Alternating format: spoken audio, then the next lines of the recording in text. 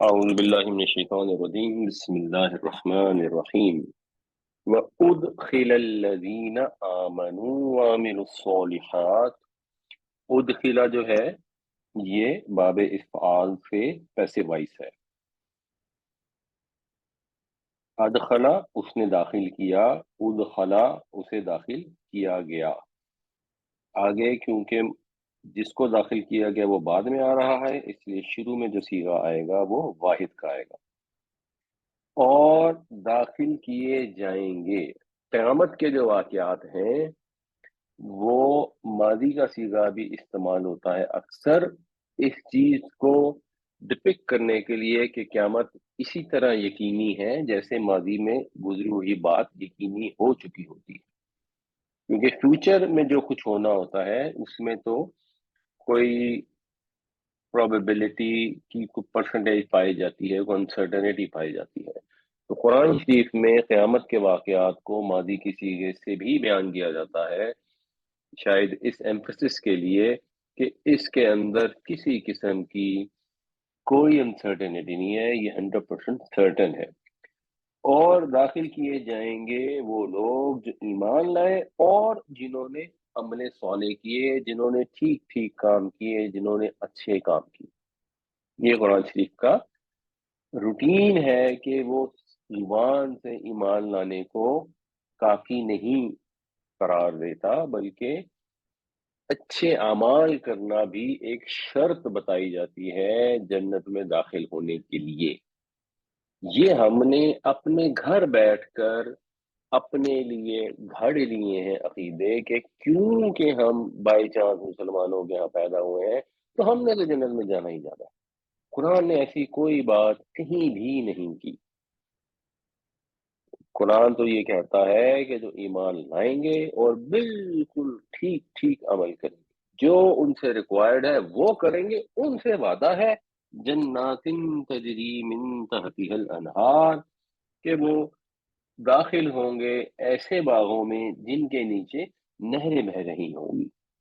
یہ باغ کی ایک اعلیٰ ہونے کی نشانی ہے کہ ایک تو باغ یا کھیت ایسا ہوتا ہے جس کے لیے کہیں سے پانی لانا پڑتا ہے، اور ایک باغ وہ ہوتا ہے جس کے ساتھ ہی نہر بہہ رہی ہے اور اس کے نیچے نہر بہہ رہی ہے، مطلب وہ بہت زیادہ اس کو پانی اویلیبل ہے، تو پانی کی بھی ابنڈنس ہے. اور اس کے علاوہ جہاں کوئی نہر بہہ رہی ہو وہ باغ انتہائی خوبصورت بھی ہوتا ہے، دلکش بھی ہوتا ہے. خالدین فیہا، وہ اس میں رہیں گے ہمیشہ ہمیشہ. خلود کا مطلب ہے ہمیشگی. لیکن یہ نیک عمل کرنے کے بعد، ایمان لانے کے باوجود جو ایک شرط کہہ لیں، جو ایک کنڈیشن سمجھ لیں، وہ ہے بِإِذْنِ رَبِّهِمْ، اپنے رب کے حکم سے، اپنے رب کی اجازت سے. یہ اللہ تعالیٰ کی مہربانی ایونچولی ہوگی جس کی وجہ سے لوگ جنت میں جائیں گے. پچھلی آیتوں میں مشرکین اور کفر کرنے والوں کا انجام بیان کیا تھا، تو ساتھ ہی پھر آ گیا کہ ایمان لانے والوں کو کیا نعمتیں ملیں گی. اور اس کے اندر ایک ان کی خوبی بتا دی گئی، تحیتہم فیہا سلام. تحیتہم جو ہے یہ ایکچولی تو تحیہ وہی ہے جو ہم نماز میں پڑھتے ہیں، التحیات وہ اس کی جمع ہے. وہاں ہم اس کا مطلب کرتے ہیں قولی عبادت، زبان سے کی جانے والی کوئی بھی ذکر اذکار عبادت. بنیادی طور پر یہ لفظ ہے یہ سے ہے جس کا مطلب ہوتا ہے زندہ ہونا، زندہ رہنا، ٹو لیو. اس سے پھر باب افعال بنتا ہے احیا یحیی، کسی کو زندہ کرنا، جس سے پھر اردو میں احیاء، خلافت اور اس طرح کی الفاظ استعمال ہوتے ہیں، دوبارہ احیا کرنا. ویسے وہ احیا نہیں ہے، احیا ہے. اور باب تفعیل جو اس کا بنتا ہے وہ بنتا ہے حیا یحیی. افعال عام طور پہ ہوتا ہے ایک دفعہ کوئی کام کرنا، لازم کو متعدی کرنا، اور تفعیل میں ذرا بار بار کرنے کا ذکر آتا ہے. تو آپ کسی کو بار بار زندہ کر رہے ہو، اصل یا پھر اس کو استعمال کیا جاتا ہے جہاں آپ کسی کے لیے زندگی کی دعا کرتے ہیں. کہ جیتے رہو، اللہ زندگی دے، سلامتی ہو۔ اور زندگی کی دعا کب کی جاتی ہے؟ عام طور پہ دنیا میں جب بھی لوگ ملتے ہیں تو ایک دوسرے کو وہ زندگی کی دعا کرتے ہیں، وہ چاہے ہندو نمسکار کریں، چاہے مسلمان سلام کریں، چاہے کوئی اور لوگ ملیں، جنرلی وہ ایک دوسرے کو ایون گڈ مارننگ کہتے ہیں، گڈ آفٹر نون کہتے ہیں، تو وہ بھی مطلب ہوتا ہے کہ آپ کی صبح اچھی گزرے، آپ کا دن اچھا گزرے۔ اس میں بھی ایک اچھائی کی، صحت کے ساتھ زندہ رہنے کی دعا شامل ہوتی ہے۔ تو پھر جب لوگ ایک دوسرے کو جب ملتے ہیں اور اس وقت جو بات کرتے ہیں، اس کے لیے یہ لفظ استعمال ہوتا ہے تحیہ۔ اب اس کے دو مطلب ہو سکتے ہیں، تحیتہم فیہا سلام، کہ ان کی آپس میں ایک دوسرے سے جو دعا ہوگی جب وہ ملا کریں گے تو سلام کیا کریں گے۔ تو یہ شاید اس کو بتایا جا رہا ہے کہ دنیا میں بھی وہ لوگ سلام کرتے تھے، آخرت میں بھی سلام کریں گے، اسی لیے اللہ کے نبی صلی اللہ علیہ وسلم نے ہمیں طریقہ سکھایا کہ ہم ایک دوسرے سے ملیں تو السلام علیکم کہیں۔ بائی دا وے، ہم جب ایک دوسرے سے جدا ہوں تب بھی مصنون طریقہ یہی ہے کہ ہم السلام علیکم کہیں۔ ہم اللہ حافظ کہہ دیتے ہیں یا خدا حافظ کہہ دیتے ہیں، اس میں بھی کوئی مسئلہ نہیں ہے، کوئی حرج نہیں ہے، وہ بھی ٹھیک ہے، مطلب تو اس کا بھی ہے کہ اللہ آپ کی حفاظت کرے، اور خدا حافظ کا بھی یہی مطلب ہے، خدا اور اللہ ایک ہی بات ہے، اس کے اندر بھی کوئی ایشو نہیں ہے۔ لیکن بہرحال اگر مسنون طریقہ اختیار کرنا ہو تو پھر السلام علیکم کہنا زیادہ بہتر ہے۔ کوشش ضرور کیا کریں جب فون اٹھائیں تب سلام کریں، جب فون ختم کریں تب سلام کریں، ہیلو ہیلو کرنے کی کوئی ضرورت نہیں ہے، ویسے کسی نے ہیلو بھی کر دیا تو کوئی گناہ کی بات نہیں ہے۔ دوسرا اس کا مطلب یہ ہو سکتا ہے کہ جب وہ وہاں پہنچیں گے، جنت میں داخل ہونے کے لیے جائیں گے، تو ان کو جو سلام کیا جائے گا، ان کو جو استقبال کیا جائے گا، وہ سلامتی سے ہوگا۔ جو جنت کے داروغہ ہوں گے، فرشتے وہاں کھڑے ہوں گے، تو وہ انہیں مبارکباد دیں گے سلامتی کے الفاظ کے ساتھ کہ مبارک ہو، اب تمہیں ہمیشہ کی سلامتی مل گئی، تم کتنے اچھے رہ گئے۔ تو یہ والی بات بھی قرآن شریف میں مختلف جگہوں پر آتی ہے۔ وَأُدْخِلَ الَّذِينَ آمَنُوا وَعَمِلُوا الصَّالِحَاتِ جَنَّاتٍ تَجْرِي مِن تَحْتِهَا الْأَنْهَارُ خَالِدِينَ فِيهَا بِإِذْنِ رَبِّهِمْ تَحِيَّتُهُمْ فِيهَا سَلَام۔ اور داخل کیے جائیں گے وہ لوگ جو ایمان لائے اور اچھے کام کیے ایسے باغات میں جن کے نیچے نہریں بہتی ہوں گی، وہ رہیں گے ان میں ہمیشہ ہمیشہ اپنے رب کے حکم سے، اور وہاں ان کا استقبال سلامتی کی مبارکباد سے ہوگا، یا اور وہاں ان کی دعا آپس میں ایک دوسرے پر سلام ہوگی۔ أَلَمْ تَرَ كَيْفَ ضَرَبَ اللَّهُ مَثَلًا، کیا تم نے نہیں دیکھا کہ اللہ نے بیان کی مثال۔ یہ ایک سٹائل ہے کہ ذرا فوکس کرایا جا رہا ہے علم ترا سے، کیا تم نے غور نہیں کیا، تم نے دیکھا نہیں، یعنی مطلب آؤ ذرا غور کرو، اب سوچو جو مثال اللہ تعالیٰ بیان فرمانے لگے ہیں۔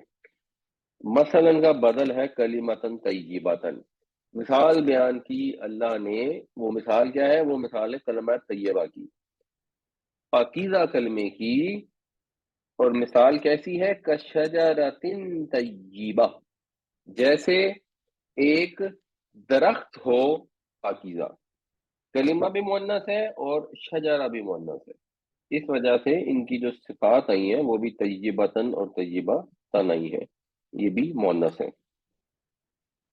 اور کیونکہ شجرہ جر میں چلا گیا تو پھر طیبہ بھی جر میں چلا گیا۔ یہاں پر کلمہ نصب میں ہے کیونکہ یہ مثلاً کا بدل ہے، مثلا اس لیے نصب میں ہے کیونکہ ضربہ کا مفعول ہے۔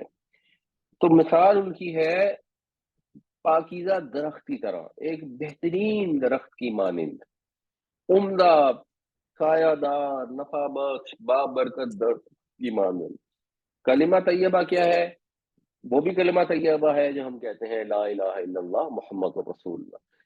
بنیادی طور پر جو اللہ کا حکم ہے، جو کلمہ توحید ہے، جو اس کے ساتھ ریلیٹڈ عقائد ہے اور نظریات ہے۔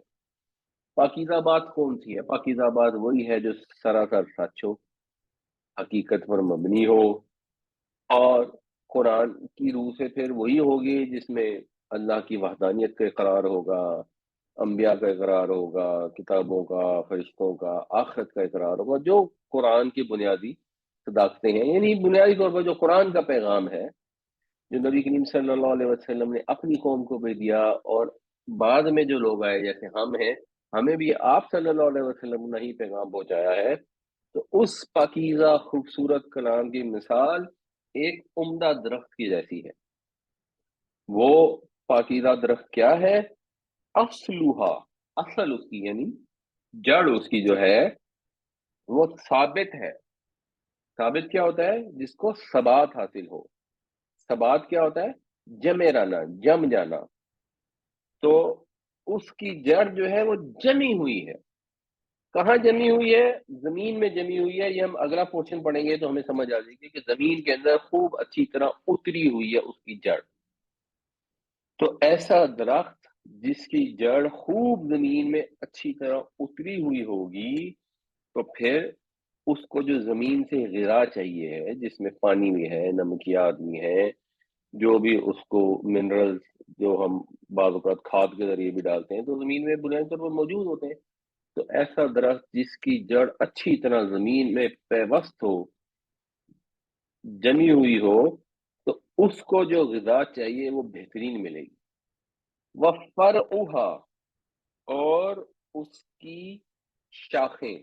یہ فروعی مسائل جیسے ہم نہیں کہتے، بنیادی طور پر یہ کسی چیز کا اوپر کا حصہ ہوتا ہے، تو درخت میں اوپر کا حصہ ہوتا ہے شاخیں، تو پھر یہاں اس کا ترجمہ ہم شاخیں کر لیں گے۔ فروعی مسائل عام طور پہ وہ ہوتے ہیں جو اوپر کے سرسری مسائل ہوتے ہیں، جو اصل نہیں ہوتے، جو بیس نہیں ہوتے، جو جڑ نہیں ہوتے، تنا نہیں ہوتے۔ وَفَرْعُهَا، اب ہوا یہ کہ یہاں پر آ رہا ہے فی السمائی، وہ آسمان میں ہے، شاخیں آسمان میں ہیں۔ یہاں اگر آپ غور کریں گے تو دو پورشن ہیں، اصلها ثابت فرعها فی السمائی۔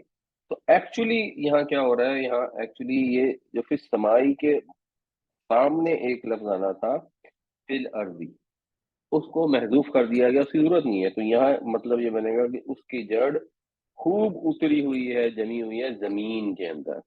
اور ادھر ثابت کے پیرلل میں ایک لفظ یہاں پہ آنا تھا کہ اس کی جو شاخیں ہیں، تو وہاں ثابت تھا، تو یہاں اس کے لیے کوئی لفظ ایسا ہونا چاہیے جس کا مطلب ہوگا پھیلی ہوئی ہے، یا اونچی ہیں، یا بلند ہیں۔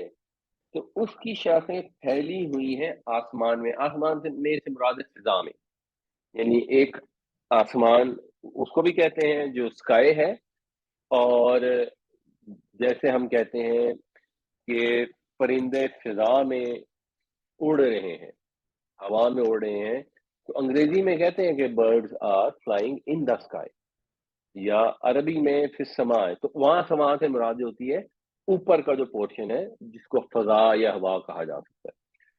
تو یہاں پھر سما کا ترجمہ فضا زیادہ بہتر ہے، کہ جس کی شاخیں فضا میں پھیلی ہوئی ہیں، فضا میں خوب اچھی طرح پھیلی ہوئی ہیں۔ تو ان کو اگر کوئی بارش پڑ رہی ہے تو اس سے دھل بھی رہی ہے، اگر دھوپ پڑ رہی ہے تو وہ بھی اچھی طرح مل رہی ہے، اور جو بھی ہوا ہے وہ بھی ذرا اوپر کی ہوا ہے، تو وہ پولوشن وغیرہ سے پاک ہے۔ تو ان کو مکمل غذا زمین سے بھی مل رہی ہے، اور فضا بھی پرورش میں پوری طرح اس کا حصہ لے۔ یہ اب ایک اللہ تعالیٰ نے مثال بیان کی کہ جو کلمہ طیبہ ہوتا ہے، جو پاکیزہ بات ہوتی ہے، اس کی یہ خوبیاں ہوتی ہیں کہ اس کی جڑ ہوتی ہے، اس کی جڑ انسان کی عقل میں بھی گہری اتری ہوتی ہے، فطرت میں بھی اتری ہوتی ہے۔ فطری طور پہ بھی جب قرآن کہتا ہے کہ سچ بولو، جب قرآن کہتا ہے غیبت نہ کرو، تو بھلے آپ سنتے کہتے کہ نہیں نہیں ہم کوئی برائی تو نہیں کر رہے، نہیں نہیں ہم یہ تو نہیں کر رہے، لیکن اندر سے فطرت آپ کی پکارتی ہے کہ ہاں کسی کی غیر موجودگی میں اس کی برائی کرنا برا ہے، اچھا نہیں ہے۔ اچھی بات فطری طور پر ایک اپیل رکھتی ہے، کیونکہ اس کی جڑیں آپ کی فطرت کے اندر گہری اتری ہوئی ہیں۔ اگر آپ کی کوئی غیبت کرے، آپ کو پتہ لگے کہ فلاں آپ کے متعلق لوگوں کو یہ بات کر رہا تھا آپ کی غیر موجودگی میں، چاہے سچ ہی کر رہا تھا، تو آپ کو سخت ناگوار گزرتی ہے، آپ کے اندر سے یہ خواہش پیدا ہوتی ہے کہ وہ ایسا نہ کرے۔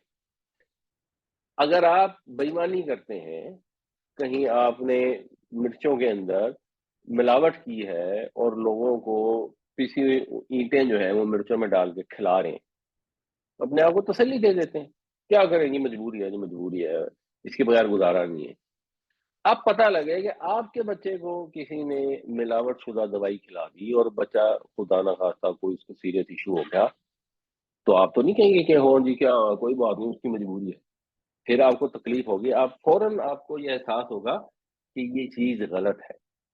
تو جو غلط اور صحیح کی پہچان ہے وہ انسان کی فطرت کے اندر موجود ہے، اور کلمہ طیبہ وہ ہے، چاہے وہ توحید ہے، چاہے وہ نبی پاک صلی اللہ علیہ وسلم پر ایمان ہے، چاہے وہ آخرت کے آنے کا یقین ہے، وہ اتنا لاجیکل ہے، اتنا فکری ہے کہ انسان اس سے ریلیٹ کر سکتا ہے۔ یہ تو پھر بھٹائی ہوتی ہے جو اس کو ماننے سے منع کرتی ہے، اور اوپر سے بھی جو کلمہ طیبہ ہے، باہر سے بھی، فضا سے بھی اس کے اوپر افرمیشنز نازل ہوتی ہیں، آپ کو باہر سے بھی یہ پروف ملتے ہیں، اور وہ وحی کے ذریعے سے بھی ملتے ہیں، اور وہ لوگوں کے ساتھ ڈسکس کر کے جو سمجھدار عقل مند لوگ ہوتے ہیں جنرلی وہ بھی جب آپ سے بات کرتے ہیں تو وہ باتیں بھی اس کو ری افرم کرتی ہیں کہ ہاں یہ بات صحیح ہے۔ تو کچھ چیزیں اس لیے یونیورسل ٹروتھ مانی جاتی ہیں، جیسے سچ بولنا ہے، چوری نہ کرنا ہے، بےایمانی نہ کرنا ہے، وغیرہ وغیرہ وغیرہ۔ پھر فطرت مسخ ہو جاتی ہے اور انسان ان چیزوں کو اگنور کر دیتا ہے، اور ڈھٹائی کے ذریعے ان کو اتنا نگیٹ کرتا ہے کہ پھر وہ اس پہ پکا ہو جاتا ہے، وہ پھر سیکنڈ سٹیپ ہوتا ہے۔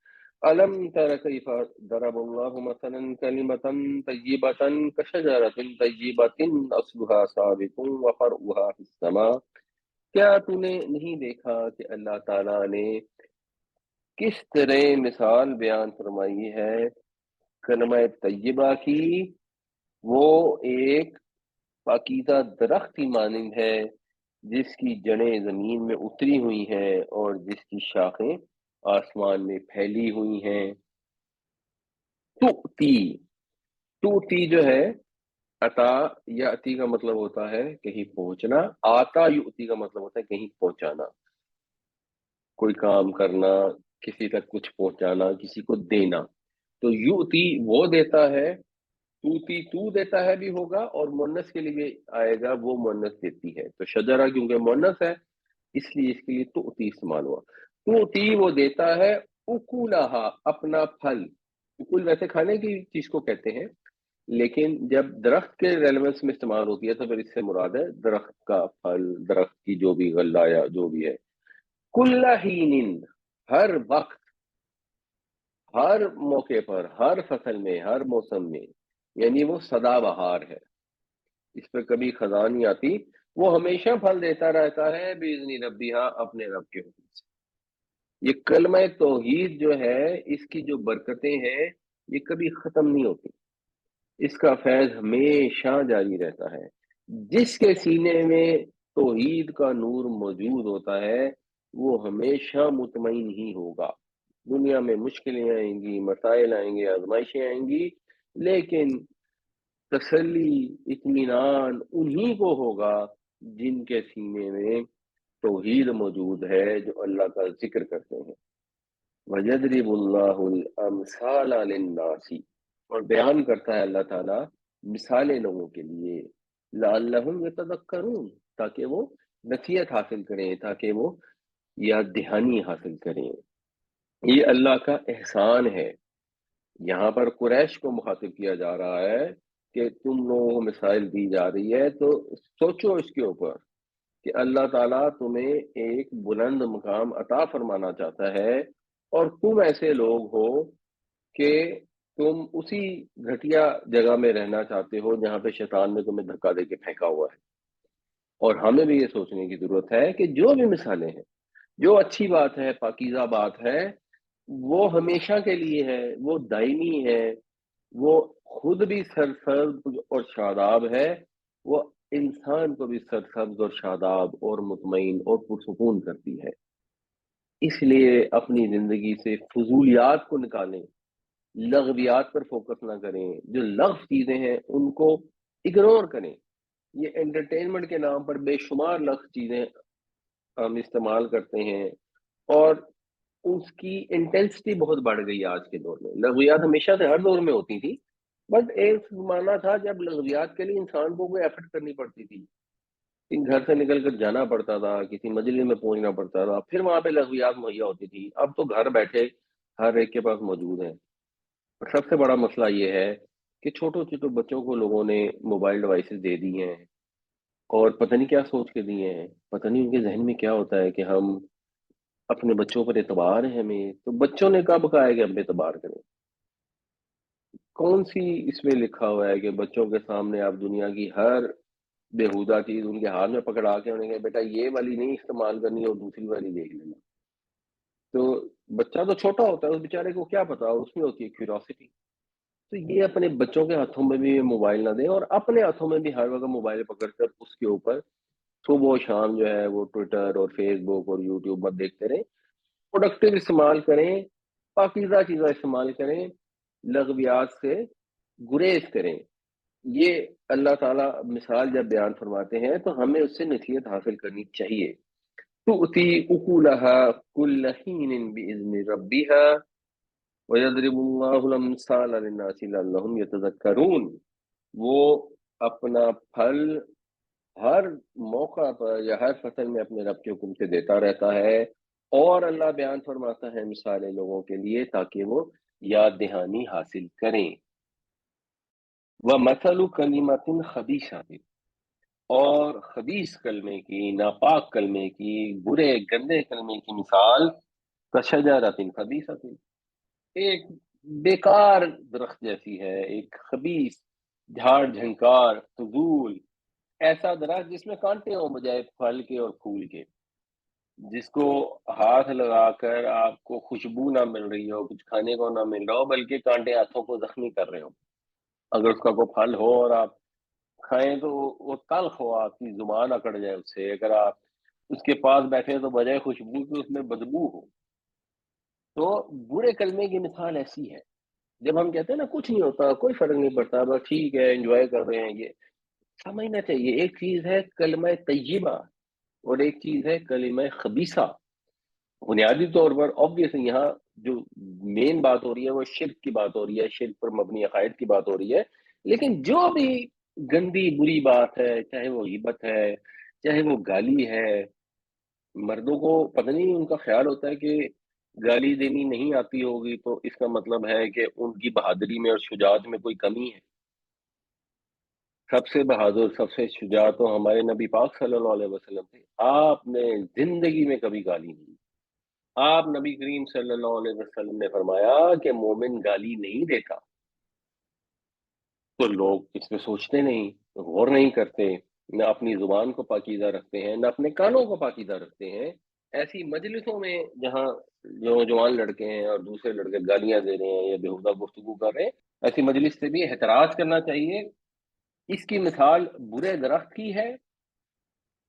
اوجتست، یہ اوجتست جو ہے یہ ہم نے ریسنٹلی پڑھا ہے باب افتعال.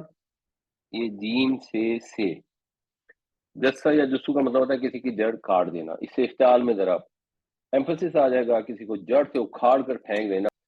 اجتسا یجتسو، تو اجتسا سے جو پیسو وائس بنے گا اوجتسا، اور مؤنث کے لیے ہو جائے گا اوجتست. اور یہ کیونکہ حمزہ وصلی ہوتا ہے تو پیچھے سے جڑ جائے گا خبیثہ کی نجتست. یہ بھی سمجھنے والی ضرورت ہے، جو ہم پہلے بھی ڈسکس کر رہے ہیں کہ یہ بیسیکلی تھا خبیثہ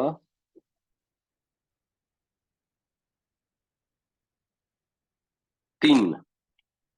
خبیثہ تین ہے، اس کے اوپر یہ جزم ہوتی ہے.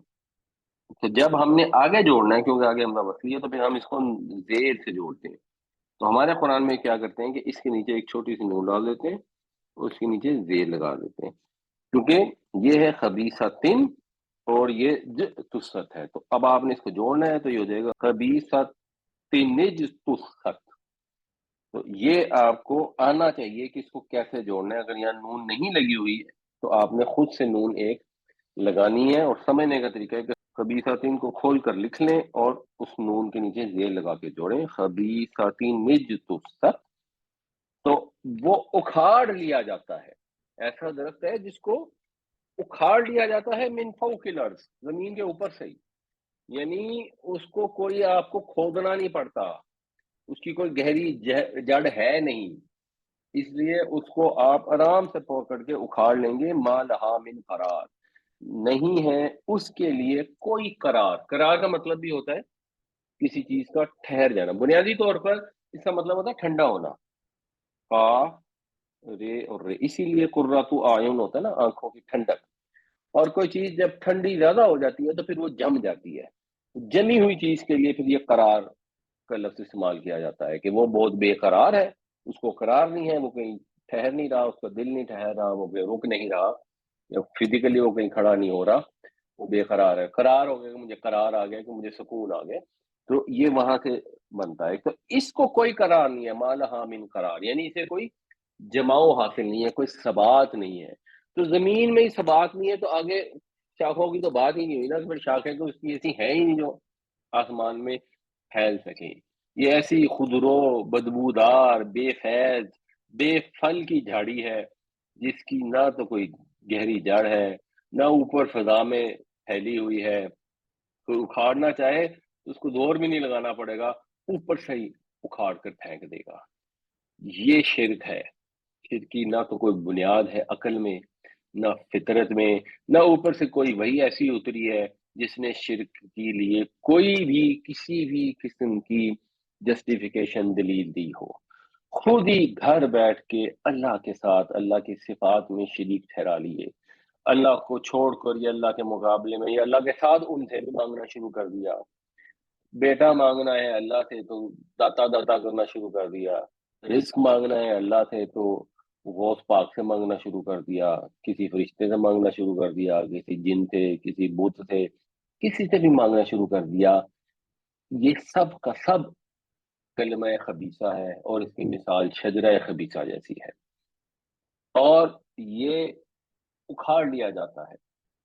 تو جب مشرک یہ کام کر رہے تھے تو وہاں پر تو یہ انڈرسٹوڈ تھا اس آیت کے نازل ہونے سے کہ ان کے اب دن تھوڑے ہیں، اس کو اکھاڑ لیا جائے گا، پاکیزہ کلمہ پر جو عمل پیرا ہوں گے لوگ، ان کو اب عروج حاصل ہوگا۔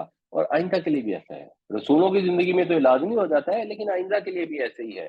وہ قومیں جو شرک میں مبتلا ہیں، اگر وہ اپنی اصلاح کر لیں اور توحید پر قائم ہو جائیں، اپنے نبی پاک صلی اللہ علیہ وسلم کی اطاعت اور اتباع کرنا شروع کر دیں، تو وہ جو باقی دنیا کی کلمہ خبیثہ اور شجرہ خبیثہ ہیں ان کو جڑ سے اکھاڑ کر پھینک دیں گے۔ اپنی اصلاح کرنی ضروری ہے، میری مشرکوں کو بددعائیں دینے سے کچھ حاصل نہیں ہوگا۔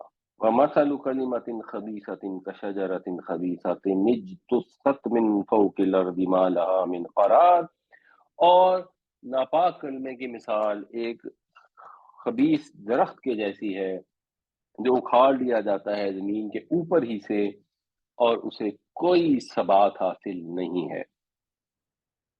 یثبت اللہ الذین آمنوا بالقول الثابت، اللہ تعالی ثبات عطا فرمائے گا ایمان والوں کو قول ثابت کے ذریعے۔ پھر قول ثابت سے مراد وہی کلمہ توحید ہے جس کی جڑ ثابت ہے، جو پائیدار ہے، جو محکم ہے۔ تو اس محکم قول کے ذریعے اللہ تعالیٰ ایمان والوں کو ثبات عطا فرمائے گا فی الحیات الدنیا، دنیا کی زندگی میں۔ یہ جو کلمہ طیبہ ہے، توحید کا کلمہ ہے، یہ ایک ایسا پائیدار کلمہ ہے جس میں ایک جامع نظریہ ہے، اس کے ذریعے دنیا کی جو زندگی ہے اس میں بھی انسان کو سکون، اطمینان، ٹھہراؤ حاصل ہوتا ہے، وہ بچاتا ہے اس کو ادھر ادھر ٹھوکریں کھانے سے، اندھوں کی طرح ٹکرے مارنے سے، اس کو سیدھا راستہ آسانی سے نظر آ جاتا ہے۔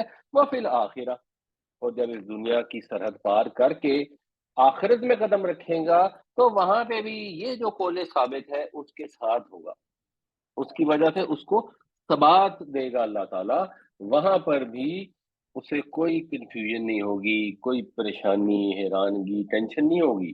اس کو نظر آ رہا ہوگا کہ یہ تو وہی کچھ ہے جس کے لیے میرے رب نے مجھے پہلے سے بتا دیا تھا، یہ سب مجھے معلوم تھا، اور اب مجھے اللہ نے چاہا تو اپنے انعامات ملیں گے جو اس نے وعدہ کیا اس کو پورا کرے گا، تو اس کو وہاں پر بھی ثبات ملے گا، دنیا میں بھی ثبات ملے گا۔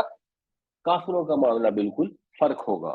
وَيُضِلُّ اللَّهُ الظَّالِمِينَ، اور اللہ تعالی گمراہ کر دے گا، گم کر دے گا ظالموں کو، مطلب یہ کہ ان کے اعمال ضائع کر دے گا، جو بھی انہوں نے اعمال کیے ہوں گے وہ رائے گاہ جائیں گے۔ آبویسلی یہاں ظالم سے مراد اس جگہ پر مشرک ہے، لیکن اس کی ایکسٹینشن وہ ہے کہ جو بھی کلمہ طیبہ کو چھوڑ کر کلمہ خبیثہ کو فالو کرتا ہے وہ سب ظالم ہے، تو پھر ان کو وہاں پر اپنی توقعات کے بالکل برخلاف صورتحال سے سامنا پیش آئے گا، اور جو ان کے اعمال ہوں گے، جو اگر انہوں نے اپنی طرف سے اچھے اعمال کیے بھی ہوں گے، تو جو پیچھے مثال گزر گئی تھی، وہ بالکل اس راکھ کی طرح ہو جائیں گے جس کو تیز تند ہوا جائے وہ اڑا کے لے جائے، اس کی کوئی ویلیو نہ ہو۔ اور یفعل اللہ ما یشاء، اور اللہ کرے گا جو وہ چاہے گا، جو چاہے گا اللہ تعالیٰ وہ کر ڈالے گا، کوئی اس کا ہاتھ پکڑنے والا نہیں ہوگا، کوئی اس کے سامنے سفارش کر کے اس کا ارادہ تبدیل کرنے والا نہیں ہوگا۔ ہاں، اللہ جو چاہتا ہے وہ چاہتا اپنی حکمت کے تحت ہے، اس کا عدل اس کے ساتھ ہوتا ہے، اس کی عظمت اس میں نظر آ رہی ہوتی ہے، جو بھی اللہ تعالیٰ چاہتا اور کرتا ہے، مگر اللہ جو چاہے گا وہ کر دے گا، یہ کانسیپٹ کلیئر ہونا چاہیے۔ کوئی وہاں جا کر بچانے والا نہیں آئے گا اللہ کے غیظ و غضب سے، اور کوئی روکنے والا نہیں ہوگا اللہ کی نعمتوں کو۔ يثبت الله الذين آمنوا بالقول الثابت في الحياة الدنيا وفي الآخرة ويضل الله الظالمين ويفعل الله ما يشاء۔ ثبات عطا فرمائے گا اللہ تعالیٰ مومنوں کو قول محکم کے ذریعے دنیا کی زندگی میں بھی اور آخرت میں بھی، اور رائے گاہ کر دے گا اللہ تعالیٰ ظالموں کو، یعنی ان کے اعمال کو، اور جو چاہے گا اللہ وہ کر ڈالے گا۔ أَلَمْ تَرَ إِلَى الَّذِينَ بَدَّلُوا نِعْمَةَ اللَّهِ كُفْرًا، یہ بدلو کے دو مفعول ہیں، ایک نعمت اور ایک کفر۔ کیا تم نے نہیں دیکھا ان لوگوں پر، کیا تم نے غور نہیں کیا ان لوگوں پر جنہوں نے تبدیل کر دی اللہ کی نعمت کفر سے، یا جنہوں نے اللہ کی نعمت کے بدلے میں کفر کیا۔ اللہ نے ان پر نعمت عطا فرمائی، ویسے تو ہر انسان کو اللہ نے نعمت عطا فرمائی، جب وہ اس نعمت کا شکر نہیں کرتا، ناشکری کرتا ہے، یعنی وہ بھی کفر ہے، تو اس کے عبادت سے، اس کی اطاعت سے جب انکار کرتا ہے تو وہ ناشکری ہے، وہ کفر ہے، جو وہ لوگ بھی اس میں شامل ہیں۔ اور ویسے اس میں بنیادی طور پر مشرکین مکہ کی بات ہو رہی ہے کہ اللہ تعالیٰ نے انہیں حضرت ابراہیم علیہ السلام کی نسل میں پیدا فرمایا، ان کو خانہ کعبہ عطا فرمایا، اس حرم کی پاسبانی کی بدولت انہیں تمام عرب کی قیادت ملی، سردار بنے، انہیں ایک جو بدوؤں کی زندگی ہوتی ہے جس کے اندر ٹینشن ہوتی ہے، خانہ بدوشی ہوتی ہے، کبھی بارش ہوتی ہے کبھی نہیں ہوتی ہے، کبھی آپ کو اپنی بھیڑیں اٹھا کے کہیں لے جانی پڑتی ہیں، اس کی جگہ انہیں ایک شہری زندگی ملی جس کے اندر اوورال ایک سیٹل ہو جاتی ہے زندگی۔ پھر علاقہ ایسا تھا جس میں کچھ پیدا نہیں ہوتا تھا، تو وہاں اللہ تعالیٰ نے ہر طرح کا رزق اور فضل عطا فرمایا، آج تک چلا آ رہا ہے۔ انہوں نے اس کی قدر کیا کی؟ انہوں نے اس کو بدل دیا کہ انہوں نے کفر کی زندگی اختیار کی، انہوں نے انکار کیا اللہ تعالیٰ کے بھیجے ہوئے پیغام کا۔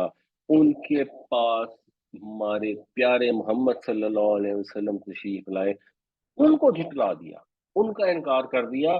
آپ صلی اللہ علیہ وسلم سے تو ہر انسان کو دیکھتے ہی محبت ہونی چاہیے تھی، اور مشرکین مکہ کو محبت تھی۔ جب تک حضور نے اللہ کا پیغام پہنچانا شروع نہیں کیا، آپ قریش کی، مکہ کی پسندیدہ ترین شخصیت تھے۔ جب حلف الفضول کا واقعہ ہوا جس میں لوگ ایک دوسرے کے خون کے پیاسے ہو گئے، اور پھر انہوں نے فیصلہ کیا کہ جو حجر اسود کو خانہ کعبہ میں نصب کرنا ہے تو اس کا فیصلہ ہم کرائیں گے کل صبح جو شخص سب سے پہلے حرم میں داخل ہوگا۔ اور اتفاق سے جب نبی کریم صلی اللہ علیہ وسلم داخل ہوئے تو سب خوش ہو گئے، سب نے کہا واہ جی مسئلہ یہ حال ہو گیا، یہ تو صادق اور امین آ گئے۔ تو حضور سے لوگ محبت کرتے تھے، آپ کو پسند کرتے تھے، اصولاً تو انہیں خوش ہونا چاہیے تھا کہ کتنی بڑی نعمت انہیں ملی کہ پیارے محمد کو اللہ تعالیٰ نے وہی عطا فرما دی، ان کے اندر سے نبی اٹھا دیا، مگر انہوں نے اس نعمت کی ناقدری کی، اپنے رب کی ناشکری کی، کفر پہ ڈٹے رہے، شرک پر ڈٹے رہے۔ تو نتیجہ کیا ہوا؟ وَأَحَلُّوا قَوْمَهُمْ دَارَ الْبَوَارِ، انہوں نے جا اتارا اپنی قوم کو بربادی کے گھر میں، یعنی جہنم میں۔ احلو ہم نے پہلے بھی ڈسکس کیا تھا، ہے لام لام کا مطلب ہوتا ہے کھولنا، تو اسی سے چیزیں حلال ہوتی ہیں، تو رسی کھولنے سے، گرا کھولنے کے معنوں میں ہوتا ہے عقدہ حل کرنا جیسے۔ تو جب سواری لے کر آپ کہیں پہنچتے ہیں اور پڑاؤ ڈالتے ہیں، اپنی منزل پر پہنچتے ہیں، تو آپ سامان کی رسیاں کھولتے ہیں، یہ چیز کی نشانی ہوتی ہے کہ اب آپ پہنچ گئے ہیں، اب آپ اتر گئے ہیں۔ تو جا اترنا، تو انہوں نے کیا کیا؟ انہوں نے جا اتارا، یہ باب افعال ہے، احلّ یحلّ، انہوں نے جا اتارا اپنی قوم کو دار البوار، بارہ یا بورو کا مطلب ہے نقصان ہونا، گھاٹا ہونا، اس سے پھر تباہی بربادی کا لفظ بھی استعمال ہو گیا۔ تو بوار کا مطلب ہے تباہی، دار البوار تباہی کا گھر، ہلاکت کا گھر یعنی جہنم۔ الم تر الی الذین بدلوا نعمت اللہ کفرا واحلوا قومهم دار البوار، کیا تم نے غور نہیں کیا ان لوگوں کے حال پر جنہوں نے اللہ کی نعمت کے بدلے میں کفر کیا اور اپنی قوم کو ہلاکت کے گھر میں جا اتارا؟ جہنم یصلونہا، اب وہ ہلاکت کے گھر کا بدل آ گیا جہنم، جہنم میں یصلونہا جس میں وہ داخل ہوں گے۔ ویسے اس کا مطلب بنیادی طور پہ ہوتا ہے بھوننا، پھر آگ میں داخل ہونے کے لیے یہ لفظ استعمال ہوتا ہے۔ تو جس کے اندر وہ جلیں گے، جس کے اندر وہ داخل ہوں گے، وہ بئس القرار، اور کیا ہی برا ٹھکانہ ہے۔ شرک اور کفر کے گڑھے میں جب انہوں نے دنیا میں اپنے آپ کو اور اپنی قوم والوں کو دھکیلا، تو پھر آخرت میں بھی اسی گڑھے میں جا گرے جو اس کا انجام بنتا تھا۔ جہنم یصلونہا وبئس القرار، جہنم میں وہ داخل ہوں گے اور وہ کیا ہی برا ٹھکانہ ہے۔ وَجَعَلُوا لِلَّهِ اندادا، اور انہوں نے بنا لیے اللہ کے انداد، انداد جو ہے ند کا مطلب ہوتا ہے شریک، ند کی پھر یہ جمع ہے انداد، کہ ایک شریک ہوتا ہے جس کو آپ کہہ لیں کہ اچھا جی یہ اللہ تعالیٰ بڑا خدا ہے، اور یہ جو ہے نا یہ والا کام اللہ نے اس کو دیا۔ ند جو ہوتا ہے نا وہ ذرا تھوڑا سا فرق ہوتا ہے، اس کا مطلب ہوتا ہے مد مقابل، کسی کا ہم پلہ ہونا، ہمسار ہونا۔ تو اس سینس میں پھر اب ترجمہ ہم اس کا شریک ہی کرتے ہیں، بٹ لفظی اس کا مطلب ہے کہ انہوں نے اللہ کے مد مقابل ٹھہرا لیے۔ مثال کے طور پر سورہ بقرہ میں آتا ہے کہ انہوں نے اللہ کے شریک ٹھہرا لیے، یحبونہم کحب اللہ، وہ ان سے ایسے محبت کرتے ہیں جیسے اللہ سے محبت کرنی چاہیے، یعنی وہ برابر کر دیتے ہیں محبت میں۔ اور والذین آمنوا اشد حبا للہ، اور جو ایمان والے ہیں وہ تو سب سے بڑھ کر محبت اللہ ہی سے کرتے ہیں۔ تو جب آپ جیسے اللہ سے محبت کرنی چاہیے کسی اور سے کرنی شروع کر دیں تو وہ بھی اللہ کا شریک ہو جاتا ہے، جیسے اللہ سے مانگنا چاہیے کسی اور سے مانگنا چاہیے تو وہ بھی اللہ کا ند ہو جاتا ہے۔ یعنی اگر آپ نے اس سے کم مانگا تو شریک ٹھہرایا، ویسا مانگ لیا یا زیادہ مانگ لیا تو پھر ند ہی بنا دیا۔ لیضلوا عن سبیلی، تاکہ وہ گمراہ کریں اس کے راستے سے۔ اللہ تعالیٰ نے ان کو یہ نعمت دی، انہوں نے اس کی قدر کیا کی کہ کفر اور شرک کی زندگی اختیار کی، بہت سارے شریک، شرکاء، شفعاء ایجاد کیے، اور اللہ کی مخلوق کو اس سے گمراہ کر دیا، اللہ کے راستے سے ہٹا دیا۔ کل کہہ دیجیے تمتعوا، فائدہ اٹھا لو۔ یہ تمتع جو ہے متاع استعمال کرنا، فائدہ اٹھانا، یہ جنرلی قرآن شریف میں اس سینس میں آتا ہے، ذرا نیگیٹو سینس میں، ٹھیک ہے تمہیں دنیا میں تھوڑی سی مہلت ملی ہے، یہ معمولی حقیر متاع ہے، اٹھا لو اس کو فائدہ، اس کو استعمال کر لو۔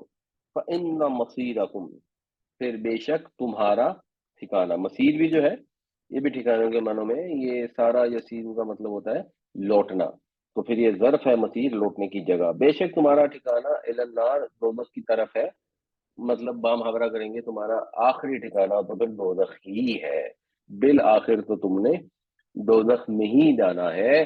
دنیا کی چند روزہ زندگی ملی ہے، اس میں نعمتیں اللہ کی استعمال کرو، ان سے فائدہ اٹھا لو اور سر کسی اور کے آگے جھکا لو، منتیں کسی اور کی مانگ لو، دعائیں کسی اور سے مانگ لو، یہ کتنی دیر چلے گی؟ چند روز کی مہلت ہے جو ختم ہوا چاہتی ہے، ایونچولی جو تمہیں انجام ملے گا وہ پھر جہنم ہی ہے۔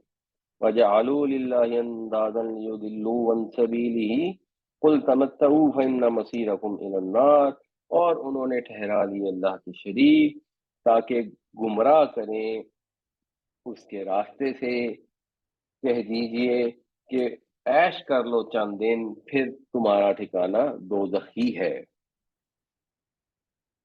اب اس کے مقابلے میں جب ان سے بات ہوئی تو پھر مسلمانوں سے بھی اللہ تعالیٰ، اکثر ایسا ہوتا ہے کافروں سے خطاب ہوتا ہے تو مسلمانوں سے بھی ہوتا ہے، کل عبادی الذین آمنوا، کہہ دیجئے میرے بندوں سے، یہ میرے بندے ہیں، ویسے تو سبھی اللہ کے بندے ہیں لیکن جب اس طرح اللہ تعالیٰ فرماتے ہیں تو ایک اس میں اپنائیت کا اظہار ہوتا ہے۔ کہہ دیجئے میرے بندوں سے وہ جو ایمان لائے، انہیں کیا کہیں؟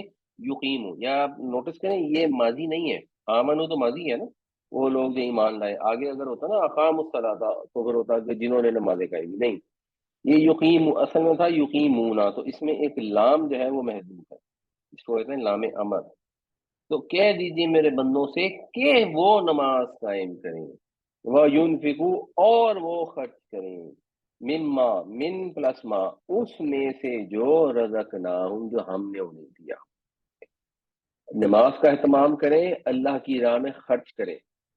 یہ دو مین چیزیں ہیں جو انسان کے مسلمان ہونے کی گواہی بھی ہیں اور جو تمام عبادات کی بنیاد ہیں۔ اگر کوئی شخص نماز نہیں پڑھتا تو پھر وہ حج کر رہا ہے، زکوٰۃ دے، جو مرضی کرے، فرق نہیں پڑتا، نماز ہے بنیادی عبادت۔ اسی طرح جو مالی عبادت ہے اس میں بنیادی چیز تو زکوٰۃ ہے، خرچ کرنا ہے، اگر وہ خرچ نہیں کرتا اور اس کے علاوہ اپنی طرف سے بڑی نیکیاں کرتا رہتا ہے تو یہ بیس کے بغیر وہ، بلکہ اسلامی قانون میں اس کو مسلمان کاؤنٹ ہی نہیں کیا جا سکتا، مسلمان کاؤنٹ ہی وہ ہوگا جو نماز ادا کرے اور اگر استطاعت رکھتا ہے تو زکوٰۃ ادا کرے۔ اور خرچ کرنا ہے کوئی پلے سے نہیں کرنا، کوئی والد صاحب کے دیے ہوئے میں سے نہیں کرنا، اللہ کے دیے ہوئے میں سے کرنا ہے، جو اللہ نے عطا فرمایا اسی میں سے آگے لوگوں کو دینا ہے، کوئی اپنے خزانوں سے نکال کے نہیں دینا، کیونکہ جو کچھ بھی ہے ہمارا ہے ہی نہیں، جو بھی ہے وہ ہمارے رب کا ہے۔ اگر یہ سوچیں کہ اللہ کے دیے ہوئے میں سے کرنا ہے، دل میں پھر کنجوسی نہیں آتی۔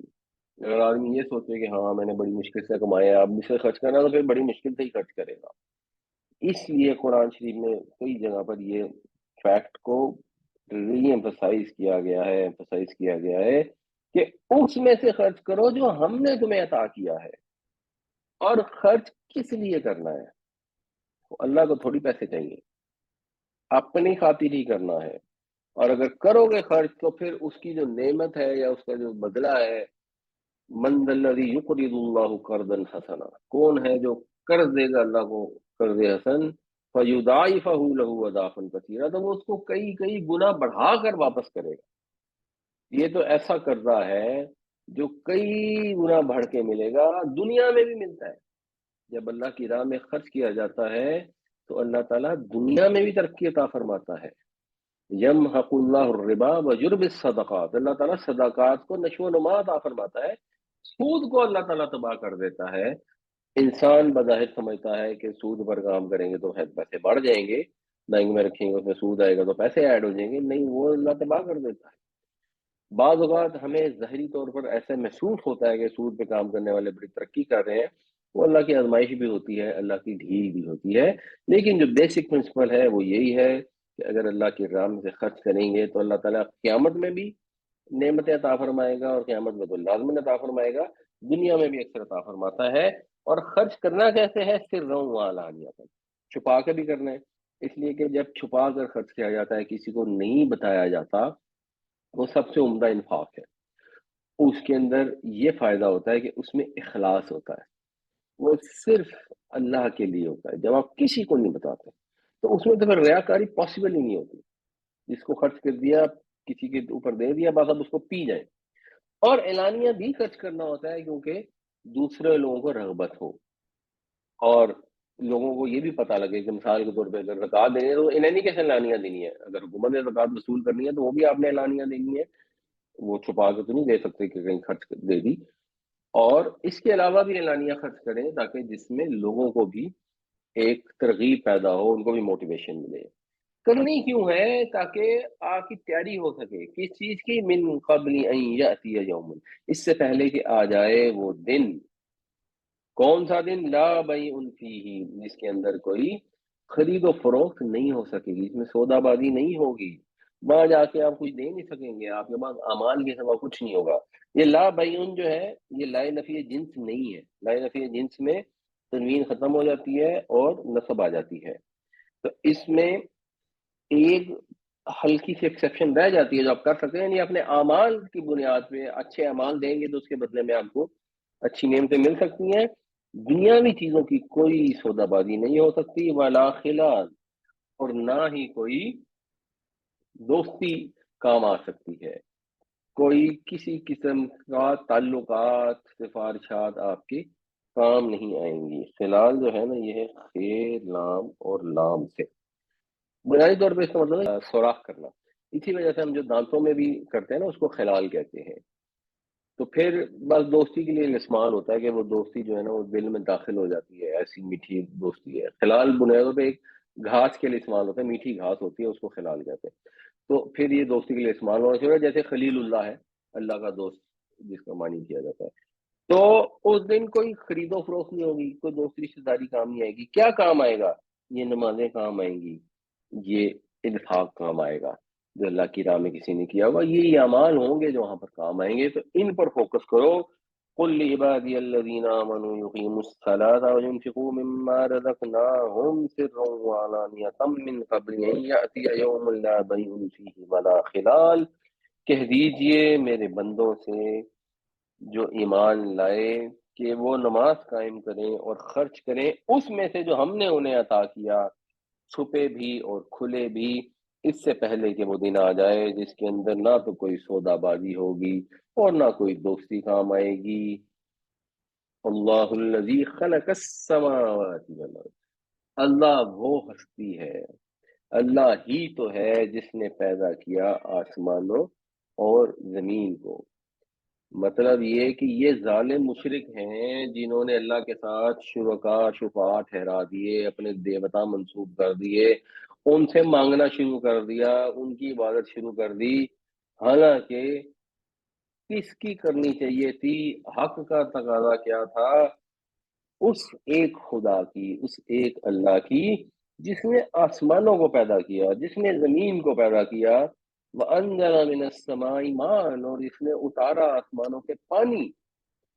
فَأَخْرَجَ بِهِ مِنَ الثَّمَرَاتِ رِزْقًا لَكُمْ, پھر اس میں سے اس نے نکالے اس کے ذریعے ثمرات, پیداوار, مختلف قسم کے پھل. رزقا لکم, تمہارے رزق کے لیے, تمہارے کھانے. دیکھو کتنی قسموں کے پھل اللہ نے عطا فرمائے, کتنی اس کی نعمتیں ہیں, تم ان کی گنتی نہیں کر سکتے. صرف اگر پھل ہی گننا شروع کر دیں, اور پھل کو بھی اگر دیکھیں تو ایک پھل اگر آم ہی ہے تو آم کی اگر آپ قسمیں گننے جائیں گے تو سینکڑوں ہزاروں ہیں. اور آم کی ایک قسم کے اگر پھل دیکھنے جائیں گے تو مختلف علاقوں کے, مگر چوسا بھی ہے تو ہر چوسے کا علیحدہ ٹیسٹ ہے. اور اگر ایک علاقے کے ایک درخت کے پھل کو بھی لیں گے, ایک شاخ پہ لگے ہوئے دو آم توڑیں گے تو ایک کا ٹیسٹ فرق ہے, ایک کا ٹیسٹ فرق ہے. تو کتنی قسم کی اللہ تعالیٰ نے نعمتیں عطا فرمائیں. وَسَخَّرَ لَكُمُ الْفُلْكَ, اور مسخر کر دی تمہارے لیے کشتی. مسخر کر دی تمہارے لیے کشتی, یعنی اس کا یہ مطلب نہیں کشتی ہمارے کنٹرول میں, ایسے کشتی تو کنٹرول میں ہوتی ہے, یعنی کشتی کو اللہ نے مسخر کیا کہ تمہیں فائدہ پہنچائے. یہ لفظ لکم ہے, تمہارے لیے. ہمارے انڈر اس طرح نہیں ہے, کشتی بہرحال انڈر بھی ہوتی ہے. فی البحری, سمندر میں, بھی امر ہی, اپنے حکم سے.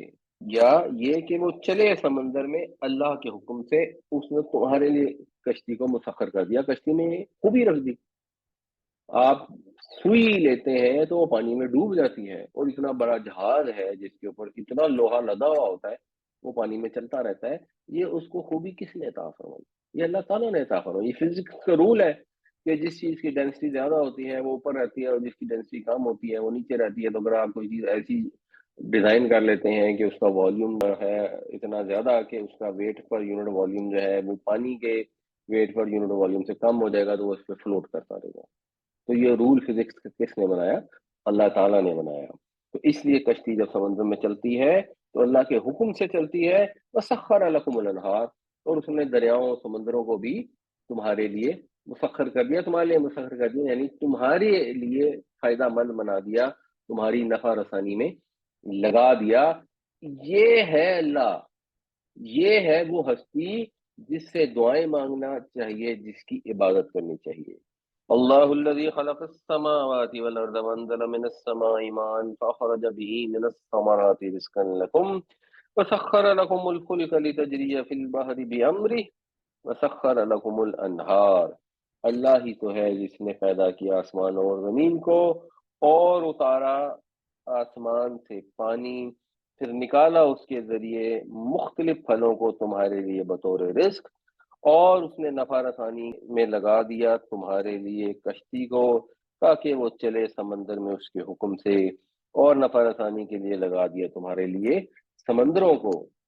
وَسَخَّرَ لَكُمُ الشَّمْسَ وَالْقَمَرَ دَائِبَيْنِ، اور تمہاری نفع رسانی کے لیے لگا دیا سورج کو اور چاند کو، اور لگایا کیسے؟ دائبین۔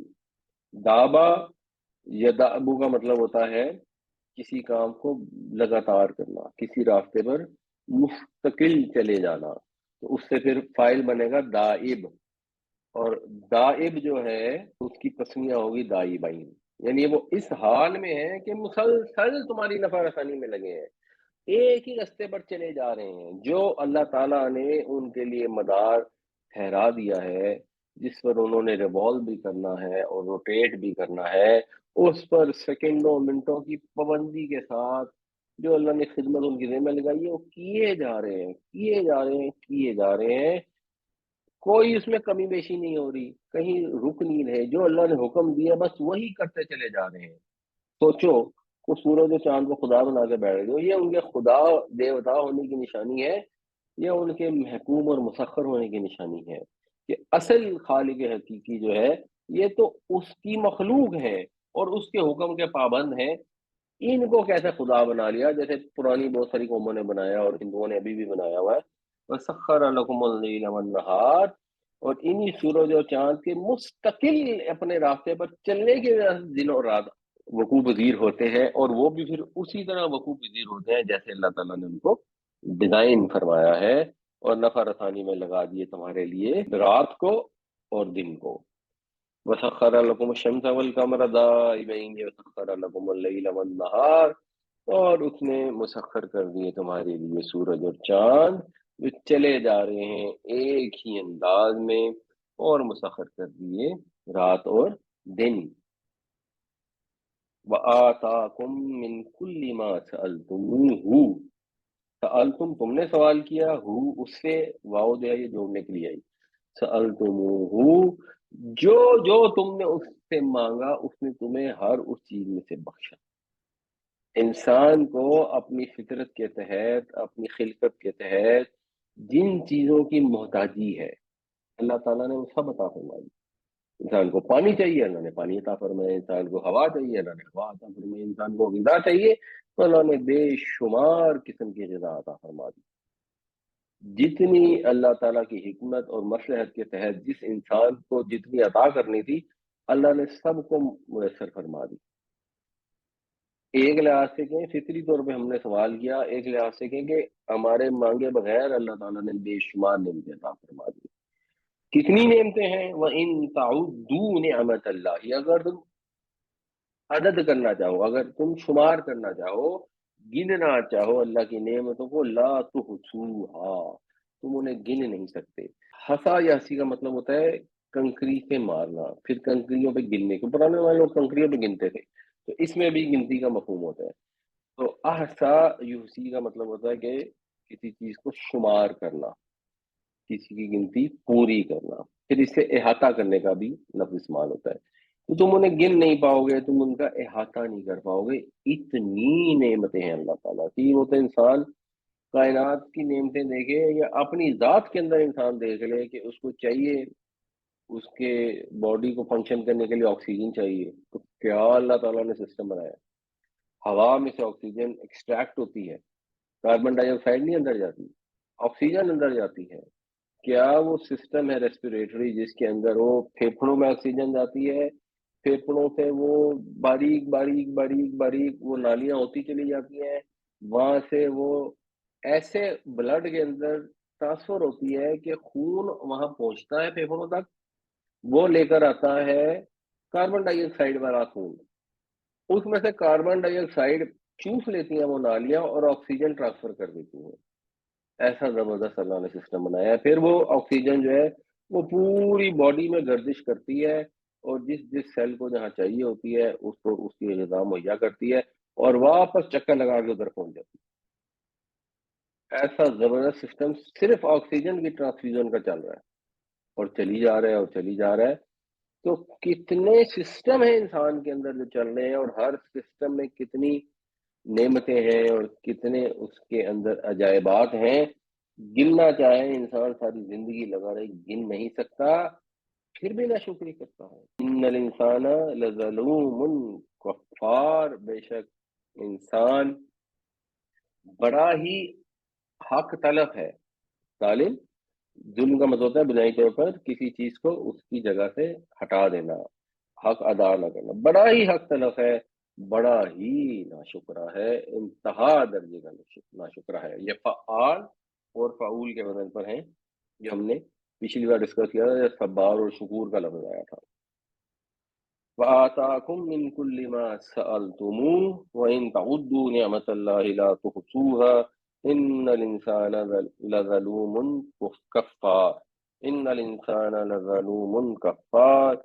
اور اس نے بخشا تمہیں ہر اس چیز میں سے جس کا تم نے سوال کیا اس سے، اور اگر تم گننا چاہو اللہ کی نعمتوں کو تو ان کو شمار نہ کر پاؤ گے. بے شک انسان بڑا ہی حق ناشناس، بڑا ہی ناشکرا ہے. آج ہمارے 4-5 لوگ نئے آئے جی. میرے کہنے سے کوئی نہیں آیا، آیا تو اللہ کی رحمت سے ہے. مطلب کہ میں لوگوں کو کہتا ہوں، میں 50 کو کہتا ہوں تو 1 یا 2 آتے ہیں. تو سب لوگوں سے گزارش ہے کہ وہ بھی اس طرح فیملی میں اور اپنے سرکل میں یہ لنک بھی شیئر کر دیا کریں، فالو اپ بھی کریں، تو انشاءاللہ پھر ہماری تعداد بڑھے گی، لوگ زیادہ مستفید ہوں گے. یہ جو ماشاءاللہ اس میں جو ایک چیز کا ذکر کیا ہے جذبہ شکر، ہیں جی، کہ جی شکر ادا کرنا، تو اس میں ایک کمنٹ ہے کہ جو بھی میں نے یہ دیکھا بھی ہے، آبزرو بھی کیا اپنے فرینڈ فیملی کے ساتھ، اپنے ساتھ بھی، جب بھی انسان نعمتوں پہ فوکس رکھتا ہے اور شکر کرتا ہے اس کی زندگی کے اندر ایک سیٹسفیکشن آ جاتی ہے. اور جو لوگ شکر نہیں، ان کا سارا فوکس رہتا ہے جی شکوہ شکایت کے اوپر، اور بس جو ہے نا جی اپنا رونے دھونے پہ، ان کی زندگی میں نا ایک قسم کی بے برکتی بھی رہتی ہے. تو یہ بھی ایک شکر اور اللہ تعالیٰ کے نعمتوں کے شکر کے پوائنٹ آف ویو سے انسان اور اس کی اپنی لائف میں بہت زیادہ اس کا بینیفٹ ہے جذبہ شکر کا. جی ایک تو یہ جیسے ہم نے کہا نا کہ ہم لوگوں کو اللہ سے ڈائریکٹ مانگنا چاہیے، اور دوسرا یہ کہ جیسے ہم دنیا میں کسی کے پاس جاتے ہیں، جیسے کسی کا کوئی واقف ہے یا جس سے زیادہ تعلق ہے، تو اس سے کہتے ہیں یار ہماری سفارش کر دے، یہ کر دے. تو یہ جو ہم لوگ کسی کے وسیلے سے کیا دعا کی جا سکتی ہے کہ یا اللہ مطلب جیسے ہم کہہ سکتے ہیں کہ اپنے نبی کے وسیلے سے ہمیں دے دے، اس طرح کی دعا کر سکتے ہیں ہم لوگ؟ ڈپینڈ کرتا ہے اس سے مراد کیا ہے. اگر آپ یہ کہیں کہ یا اللہ ہم تیرے نبی پاک صلی اللہ علیہ وسلم سے محبت کرتے ہیں، وہ تیرے برگزیدہ بندے تھے، اس خاطر ہم اب تیرے نبی سے محبت کرتے ہیں، اس محبت کی وجہ سے اللہ میں معاف کر دے، وہ اس طرح کی بات ہوتی ہے، وہ اس طرح کی بات ٹھیک ہے. دوسرا کوشچن ایک چھوٹا سا کوشچن اور ہے، اس ٹاپک پہ ریلیونٹ ہے. سر ہمارے جو اب جو اس ٹائم ہمارا بزنس سچویشن ہو گئی ہے، اس میں یہ زیادہ تر جو ہے نا لوگ اب کمیشنز لیتے ہیں. تو اب ہم اس کو حرام سمجھتے ہیں کہ یہ حرام ہے، لیکن لوگ کہتے ہیں کہ جی اس کے بغیر یہ ایک رول ہے، ایک حصہ بن گیا ہوا ہے. تو اب یہ پیٹرن اس کو فالو کرنا پڑتا ہے. تو اس بارے میں کیا کہتے ہیں, کیا ہمیں وہاں پہ کام چھوڑ دینا چاہیے یا ہمیں بھی اسی طرح لوگوں کے ساتھ ٹرینڈ کے مطابق لوگوں کو کمیشن دینی چاہیے, جو کہ مطلب آبویسلی وہ انڈر دی ٹیبل ہے؟ دیکھیں یہ جو چیز ہے نا, اس کو آپ یوں سمجھ لیں کہ اس کا فیصلہ ہر انسان نے کرنا ہوتا ہے خود. ہم بھی جو کام کرتے ہیں, ہم گارمنٹ بیچتے ہیں, تو وہاں لوگ کہتے ہیں کہ جب آپ نے گارمنٹ بیچنا ہے تو آپ کو وہاں جو بائر ہے دوسرے ملکوں میں, ان کو آپ کو جا کے پیسے دینے پڑیں گے. اب آپ نے کرنی ہوتی ہے اسیسمنٹ. ہم یہ اسیسمنٹ کرتے ہیں کہ ایسے لوگ جو پیسے لے کے بزنس دیتے ہیں ان کی تعداد ہو سکتا ہے 25% ہو, اس سے زیادہ نہیں ہے. تو 75% لوگ ایسے ہیں جو پیسے نہیں لیتے. تو پھر ہم اس جگہ پہ جائیں جہاں پہ لوگ نہیں پیسے مانگتے, اور ہم اس پہ فوکس کرتے ہیں, اور اللہ کے فضل سے کام مل جاتا ہے. اور وہ لوگ جو رشوت مانگتے ہیں, بہت دفعہ ہمیں ادھر کام نہیں ملتا یا شروع ہو کے بھی بند ہو جاتا ہے, اور ہم کہتے ہیں ٹھیک ہے اللہ کی مرضی, ہمیں فرق نہیں پڑتا. لیکن اگر کسی کی جینوئنلی ایسی سچویشن ہو گیا کہ 100 کے 100 لوگ ایسے ہیں, تو اب یہ فیصلہ اس نے خود کرنا ہے. جو چیز غلط ہے وہ تو غلط ہے. ایک ہوتی ہے جب کوئی سرکاری افسر آپ سے رشوت مانگتا ہے, تھانے دار مانگتا ہے, تو وہ تو اس میں تو رجسٹ کرنا بڑا مشکل ہوتا ہے. وہاں مجبوری شاید جینوئن بن سکتی ہے, اس میں بھی احتیاط کرنی چاہیے. لیکن یہ جو پرائیویٹ کمپنیوں کے اندر میرے خیال میں یہ جسٹیفیکیشن زیادہ ہوتی ہے, پریکٹیکلی کم ہوتا ہے. بیکاز پرائیویٹ کمپنی میں at the end of the day لوگوں کو ایک پروڈکٹ چاہیے ہوتی ہے. تو جب آپ کی پروڈکٹ اچھی ہوگی, کمپیٹیٹو ہوگی, تو آپ کو خود بخود آرڈر مل جاتے ہیں. ہاں ایک سرٹن پرسنٹیج ہوگی جو رشوت لیے بغیر نہیں کرے گی, وہ ٹھیک ہے جہنم میں جائے گی, وہ اس کا اپنا مسئلہ ہے. مگر حتی الامکان تو اس سے بچنا ہی چاہیے. بالکل صحیح ہے سر, میں اگری کرتا ہوں اس بات کا. دوسرا کانسیپٹ یہ ہے کہ رسک تو اللہ نے لکھا ہوتا ہے, تو وہ پھر انسان اپنی محنت کرے اور ایمانداری سے کام کرے تو وہ رسک تو مل جائے گا انسان کو, تو پھر بندہ اس چیز کو انشاءاللہ نہ فالو کرے. جی بالکل. سر ہمارے سوسائٹی میں کلچر میں بہت سے لوگ دعا مانگتے ہیں. میں نے یہی کہتا ہوں یار 1,24,000 نبی آئے, کسی نبی نے واسطہ دیا. حضرت یوسف علیہ السلام خود نبی تھے, ان کے والد نبی تھے, ان کے دادا نبی تھے, دادا کے دادا نبی تھے. وہ جیل میں چلے جاتے ہیں, کہیں بھی جاتے ہیں, انہوں نے کسی کا واسطہ دے کے اللہ سے دعا نہیں مانگی. اور فردر بٹ کسی نبی نے بھی جس سے دوسرے انبیاء کا واسطہ دے کے دعا نہیں مانگی. تو ہم نے تو جیسے آپ نے فرمایا دعا اللہ سے ہی مانگنا چاہیے. دینے والی ذات بالکل ہے, باقی اللہ نے اسباب بنائے ہیں, اسباب اللہ نے کہا کہ استعمال کرو. سر میں درد ہوئی, پیناڈول کھانی ہم نے, پھر اللہ سے دعا کر.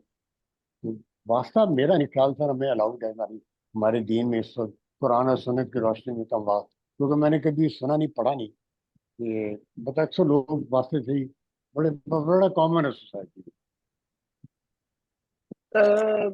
مسئلہ یہ ہے کہ یہ نا ایک کوئی ڈیٹیل ٹاپک ہے جس کو کہتے ہیں نا وسیلے یا واسطے سے دعا مانگنا. یہ اصل میں 2 طرح سے ہوتا ہے. ایک دعا مانگنے کا طریقہ یہ ہے کہ بھائی وہ اصل میں دعا ہی اللہ کے نبی سے مانگے کہ یا نبی میری مدد کر دیں, وہ تو ہو گیا سیدھا سیدھا شرط. ایک دعا یہ مانگی جاتی ہے کہ اللہ تعالیٰ کی تعریف کرتے ہیں ہم جب دعا شروع کرتے ہیں. تو جیسے ہم نماز میں دعا کرتے ہیں تو پہلے تحیات پڑھتے ہیں. یہ بھی ایک طرح سے دعا مانگنے کا ادب ہے کہ پہلے ہم تحیات پڑھ رہے ہیں, پھر ہم درود پڑھتے ہیں. یہ ایک طرح سے اس میں نبی کریم صلی اللہ علیہ وسلم کا ذکر یا واسطہ یا وسیلہ آتا ہے. بنیادی کانسیپٹ یہ ہوتا ہے کہ ہم اللہ کے نبی صلی اللہ علیہ وسلم سے محبت فرماتے ہیں, اللہ تعالیٰ بھی آپ سے محبت فرماتے ہیں. تو بس ایک کامن گراؤنڈ کی طرف توجہ دلائی جاتی ہے کہ جیسے ایک حدیث میں ذکر آتا ہے کہ کچھ لوگ پھنس گئے کسی غار کے اندر, اور انہوں نے اپنے نیک عمل کے وسیلے سے یوں دعا کی کہ اللہ میں نے ایک نیک عمل فلانا کیا تھا تو اس کو تو قبول کرتا ہے, یا اس کی برکت سے مجھے اس غار سے نجات عطا فرما دے. وہ پہلے صحیح بخاری کے اندر وہ حدیث ہے. اس سے لوگ پھر یہ کہتے ہیں کہ ہاں جی آپ کسی سے تعلق کا واسطہ دے کر دعا کر سکتے ہیں. لیکن جہاں کنفیوژن اگر ہو رہی ہو نا, تو پھر سیدھی سیدھی دعا کرنا, سیدھی سیدھی دعا تو موجود ہی ہے, اور وہ قرآن شریف میں بے شمار دعائیں ہیں, اور وہ تو سیدھی ڈائریکٹ ہی ہیں اس میں. یعنی اگر قرآن کو دیکھا جائے تو جنرل جو دعائیں ہیں, یا نبی کریم صلی اللہ علیہ وسلم سے بھی جو دعائیں مذکور ہیں, اس میں کوئی واسطے اور وسیلے نہیں دیے گئے. یہ مصنون اس طرح نہیں ہے بہرحال ایک حدیث میں تھا کہ 3 لوگ پھنس گئے غار کے اندر، تو پھر پہلے ایک نے اپنا واقعہ سنایا کہ یا اللہ میں نے فلانا نیک کام کیا تھا، تو اس کے وسیلے سے مجھے معاف کر دے یا ہمیں اس مشکل سے نجات عطا فرما دے، تو وہ پتھر توڑا راحیل گیا، پھر دوسرے نے کی، پھر تیسرے نے کی. تو کیونکہ وہ حدیث میں ذکر آ گیا، تو اس لیے ہم یہ تو نہیں کہیں گے کہ کسی کا اس طرح نام لے کر دعا کرنا کہ اس کی برکت سے میری دعا قبول فرما لے، یہ ناجائز اور حرام ہے. ہاں ڈائریکٹ کسی سے مانگنا وہ بالکل ناجائز اور حرام ہے. ہاں جنرل جو دعائیں مانگنے کا طریقہ ہے وہ وہی طریقہ ہے جو قرآن میں اللہ نے نبیوں کی دعائیں بے شمار نقل فرمائی ہیں. نبی صلی اللہ علیہ وسلم نے بہت ساری دعائیں مانگی ہیں، وہ ہماری ہمارے پاس موجود ہیں. ان میں اپیرنٹلی کسی میں کوئی واسطہ وسیلہ دے کے نہیں مانگا گیا. تو جب نہیں مانگا گیا تو بہتر تو وہی ہے، افضل تو وہی ہے کہ سیدھی سیدھی رب سے صاف ستھری سادہ دعا مانگی جائے. رضوان صاحب لیکن وہ حدیث پاک کا جو ہے نا اس میں اگر وہ میں نے بھی پڑھا ہے وہ تو ظاہر ہے جی ان کا اپنا عمل ایک تھا، وہ انہوں نے ریکویسٹ کی اللہ تعالیٰ سے کہ اللہ تعالیٰ اگر اللہ تعالیٰ کی ذات ظاہر بہتر سمجھتی کہ یہ میری اگر نیکی تھی اور تیری بارگاہ میں قبول ہے، یہ نیکی بنتی ہے، تو اس کے میں واسطہ دیتا ہوں کہ اس کے ذریعے سے جو ہے نا ہماری یہ مشکل آسان کر دی. یعنی کہ ان کا اپنا ایک عمل تھا جس کی انہوں نے اللہ کے آگے پیش کیا. ٹھیک ہے جی، کسی اور بندے کو واسطہ نہیں بنایا اس میں نا جی. تو یہ میرا پوائنٹ کرنے کا تھا، چونکہ مطلب یہ بیسیکلی اس کا اس کے ساتھ ریلیٹ تو نہیں کر سکتے نا جی. ایسے بھی سیدھی دعا مانگنے میں تو کوئی کنفیوژن نہیں ہے، اس لحاظ سے آپ کی بات صحیح ہے. یہ سوال ہے کیا نان مسلم کنٹری اپنی اکانومی کو بہتر بنانے کے لیے مائیگریٹ کر سکتے ہیں؟ قرآن کیا لگتا ہے؟ جی نان مسلم کنٹری میں اپنی اکانومی کو بہتر بنانے کے لیے مائیگریٹ کرنے کا فیصلہ بھی ہر انڈیویجول کا خود ہی کرنا ہے. ان جنرل قرآن سے یہ ریکمینڈڈ نہیں ہے. ان جنرل ریکمینڈڈ یہی ہے کہ دارالاسلام میں رہا جائے، دارالکفر میں نہ جایا جائے. اور کامن سینس سے بھی یہی سمجھ آتی ہے کہ اگر آپ کہیں مثال کے طور پر یورپ وغیرہ چلے جائیں گے تو وہاں جا کے جو آگے آپ کے بچے بڑے ہوں گے تو ان کو وہی لا فالو کرنے پڑیں گے. وہاں چھوٹی چھوٹی جماعتوں سے بچوں کو پڑھانا شروع کر دیتے ہیں کہ ہومو سیکشولیٹی جو ہے بڑی اچھی اور نارمل چیز ہے اور آپ نے ان کو برا نہیں سمجھنا، اور ان کو بھی ویسے ہی سمجھنا ہے کہ ایک آدمی ہے، بچہ ہے، اس کے 2 باپ ہیں، تو آپ نے ان کو بھی ایسے ہی ٹریٹ کرنا ہے جیسے آپ کے ماں اور باپ. یعنی وہ ایک انتہائی واہیات اور بےہودہ قسم کا معاشرہ ہے. ہمارے معاشرے میں 1000 برائیاں ہیں، لیکن اگر کمپیئر کریں تو بچوں کی تربیت کے لحاظ سے تو وہ معاشرے تو بالکل ہی جہنم کا گڑھا ہی ہے. تو اس سے میری مشورہ تو یہی ہوتا ہے کہ بڑی مجبوری ہو، ٹیمپریری کسی میں جانا ہو تو وہ ایک فرق چیز ہے. انہوں نے سوال کیا جی ہم بزنس کر رہے ہیں کمپنی سے، ان کا بزنس ڈیولپ کرتے ہیں اور سرٹن پرسنٹیج لے کے پروفٹ لیتے ہیں. ہاں یہ ٹھیک ہے، آپ کسی کا بزنس ڈیولپ کرتے ہیں اور اس کے بعد اس پہ کمیشن چارج کرتے ہیں، وہ فرق ہے. انہوں نے جو کمیشن کا سوال کیا تھا وہ بیسیکلی کرپشن تھی. یہ جو پرچیزر ہیں وہ آپ پر مانگتے ہیں آپ سے اگر کمیشن کے جی ہمیں پیسے دیں گے تو ہم کمپنی کے بہاف پہ مال خریدیں گے. اگر کمپنی خود کمیشن لے رہی ہو نا تو اس میں تو کوئی ایشو نہیں ہوتا، وہ تو انڈر دی ٹیبل کی بات ہو رہی. اچھا جی قرآن میں کوئی آیت ہے جو اس چیز پر بات کرتی ہو؟ دیکھیں جب مسلمان چلے گئے تھے نا مدینہ ہجرت کر گئے تھے، پھر تو قرآن کی بہت ساری آیتیں ہیں جو یہ کہتی تھیں کہ یہ اب وہاں سے ہجرت کر کے آ جاؤ اور جو وہاں پر رہے گا اس سے ہمارا ایکچولی مسلمانوں کا ولایت کا رشتہ منقطع ہو جائے گا اور ان کی کوئی ذمہ داری ہم پر نہیں ہے. تو اب وہ ہے اس سچویشن کے اندر جب کفر اور اسلام کی جنگ ہو رہی ہے، مگر اس میں سب کو یہ کہا جا رہا تھا کہ مکہ چھوڑ کے آ جاؤ جو چھوڑ کر آ سکتے ہیں. پھر کچھ لوگ مجبور تھے جو نہیں ہجرت کر سکتے تھے، وہ ایک علیحدہ چیز ہے، مگر جو کر سکتے تھے ان کے لیے تو یہی حکم تھا. یہ اسی ریفرنس ہے جی، یہ اس پہ کافی زیادہ میں نے تھوڑا پڑھا بھی، سوچا بھی، غور بھی کیا، دوستوں سے بھی ڈسکس کیا اس ٹاپک پہ کہ غیر مسلم کنٹریز میں رہنا. اس میں مجھے جو سمجھ آیا جی، جو انالیسس کر کے یہی آیا جی کہ چونکہ غیر مسلم کنٹریز ان کا ساری جو مطلب ان کی مذہب، ان کا اقدار، ان کا اخلاق وہ ہم سے 180 ڈگری ڈفرینٹ ہے.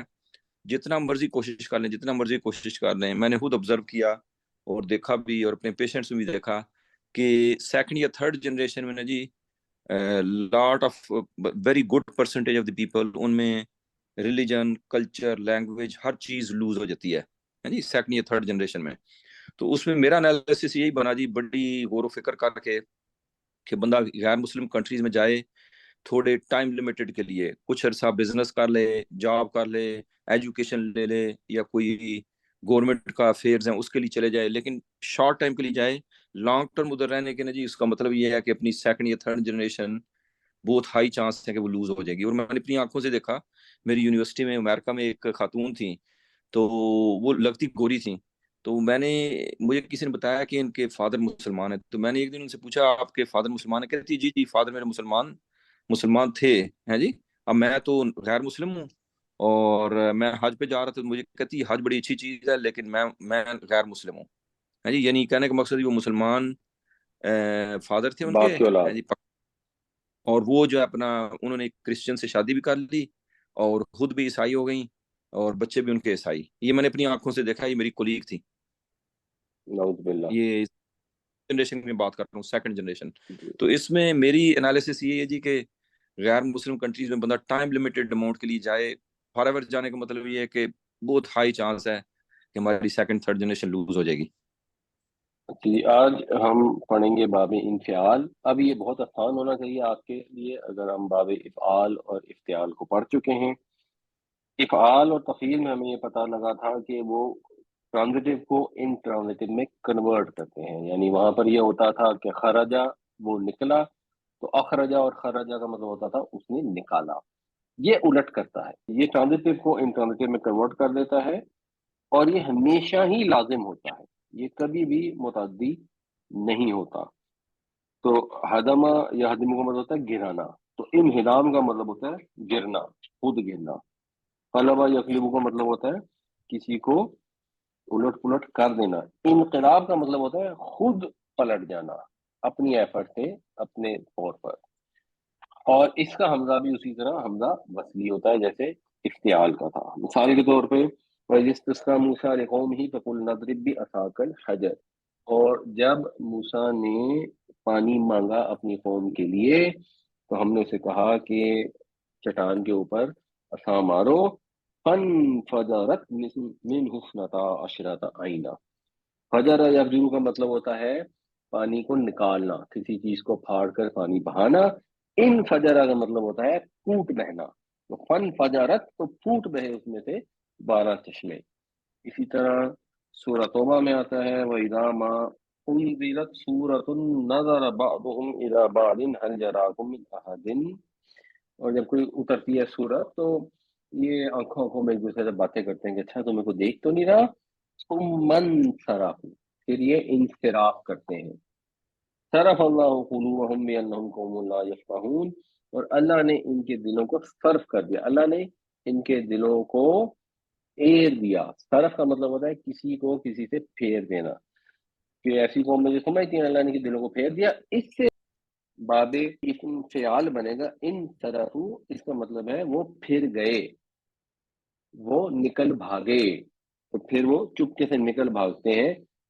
یہاں پر بھی باب انفعال استعمال ہوا. اسی طرح سورہ بقرہ میں آتا ہے یہ قبلہ جو میں نے بنایا وہ اس لیے بنایا صرف کہ ہم یہ جان لیں کہ کون ہے من یتبع الرسول ممن ینقلب علی عقبیہ، کون پلٹ جاتا ہے الٹے قدموں اپنے قدموں کے بل.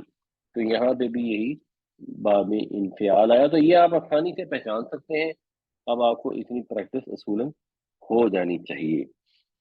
تو اس کے سیغے کیا بنیں گے؟ افعال کے سیغے آپ کو پتہ ہے، افعال جو افعال. اسی طرح افتعال کے سیغے ہیں افتعال یفتعل افتعال، اور اس میں جو فاعل ہوتا ہے وہ مفتعل ہوتا ہے، فعل امر ہوتا ہے افتعل. باب انفعال کے اندر آپ دیکھیں گے تو افتعل کی جگہ دیکھ کے آپ کو خود ہی آئیڈیا ہو جانا چاہیے انفعل ہوگا. تو پہلے الف ویسے ہی ہے، فے کی جگہ نون آ گیا اور آگے فے این لام اکٹھے ہو گئے، جو روٹ ورڈ ہے وہ اکٹھے ہو کے آ جاتے ہیں. تو تھوڑا سا یہ باب آسان بھی ہے. تو انفعال سے آگے آئے گا ینفعل. آپ خود آپ غور کریں، افتعال ہے تو نیچے آئے گا انفعال. پیسے وائز کے اندر یہ ایشو ہے کہ یہ کیونکہ لازم ہوتا ہے تو اس میں پیسے وائز ایگزسٹ نہیں کرتا ان جنرل. اور افتعال کا فاعل تھا مفتعل، تو اس کا ہوگا منفعل. مفعول بھی ایگزسٹ نہیں کرے گا، اور فعل امر اسی طریقے سے آئے گا، افتعل کی جگہ آ جائے گا انفعل. اس کا بھی وہی روٹ ہے کہ پہلے ینفعل کو جزم دے کے ینفعل بنائیں، پھر یہ کو ختم کریں اور پھر حمزہ وصلی شروع میں لگا دیں۔ اردو میں اگر آپ دیکھیں تو یہ الفاظ استعمال ہوتے ہیں: انقلاب ہونا، منقلب ہونا، منجمد ہونا، انتظام اور انصرام ہوتا ہے، انحراف کرتے ہیں لوگ جو منحرف ہو جاتے ہیں، انحصار کرتے ہیں لوگ اور پھر ان پر منحصر ہوتا ہے، منفرد لوگ بھی ہوتے ہیں، منقطع ہو جاتی ہے کوئی چیز جو خود بخود کٹ جاتی ہے، رابطے منقطع ہو جاتے ہیں، ہم پر انکشاف ہوتا ہے یا وہ چیز ہم پر منکشف ہوتی ہے، انکسار کرنے والے کو منکسر کہتے ہیں، اور انحطاط کا لفظ بھی اردو میں استعمال ہوتا ہے۔ تو یہ سب اردو میں باب انفعال سے استعمال ہوتے ہیں۔ اب آپ نے پریکٹس کرنی ہے اور آپ نے اس میں باقی کے سیغے بتانے ہیں۔ اگر آپ کی پیچھے کی پریکٹس ہے تو یہ کافی آسان ہونا چاہیے۔ تو بتائیں جی، اس میں بے جیم سین سے ان فعالہ کے وزن پر کیا ہوگا؟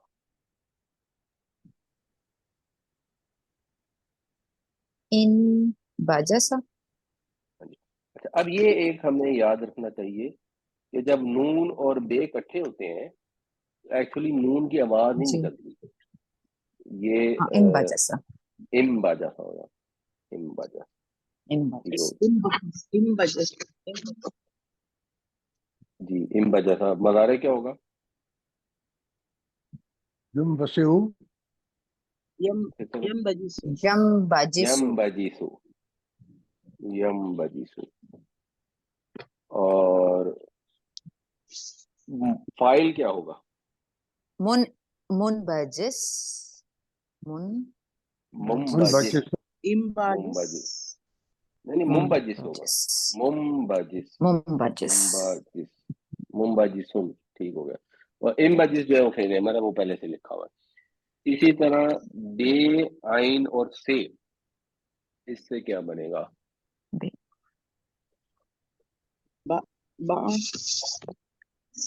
بس سا ہے وہ فا ہے، تا ہے با فا۔